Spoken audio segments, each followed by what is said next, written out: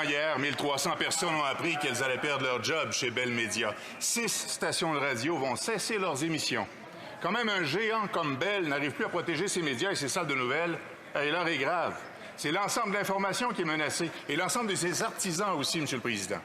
Le Bloc québécois est fier d'avoir contribué au projet de loi C11 et C18, deux projets de loi très importants, mais le ministre, peut-être comme moi, fait le constat aujourd'hui que ce sera probablement pas suffisant.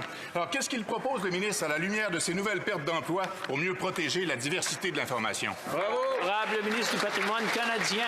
Monsieur le Président, mes pensées sont avec tous ceux qui ont perdu leur emploi, avec leur famille. C'est toujours inquiétant lorsqu'il y a des fermetures de postes, des fermetures de postes de radio, des journalistes qui perdent leur emploi, Monsieur le Président. Et c'est pour ça qu'on est là depuis le début. On a travaillé avec le Bloc québécois, avec le NPD aussi, qu'on a mis de l'avant, C11 et C18, mais les conservateurs ont tout fait pour retarder, Monsieur le Président, tout ce qui était possible pour retarder. Est-ce qu'ils comprennent aujourd'hui que leurs gestes ont des conséquences?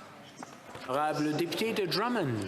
Monsieur le Président, les abolitions de postes chez Bell, ça démontre un pessimisme grandissant, même chez les plus grands géants des télécommunications. Alors imaginez un peu comment se sentent les plus petits joueurs de l'industrie.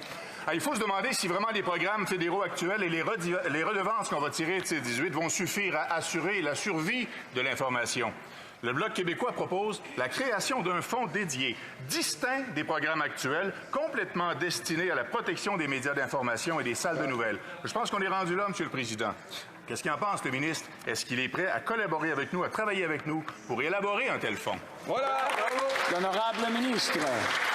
Monsieur le Président, le gouvernement sera toujours ouvert à de nouvelles solutions. On va toujours regarder ce qu'on peut faire de plus et de mieux.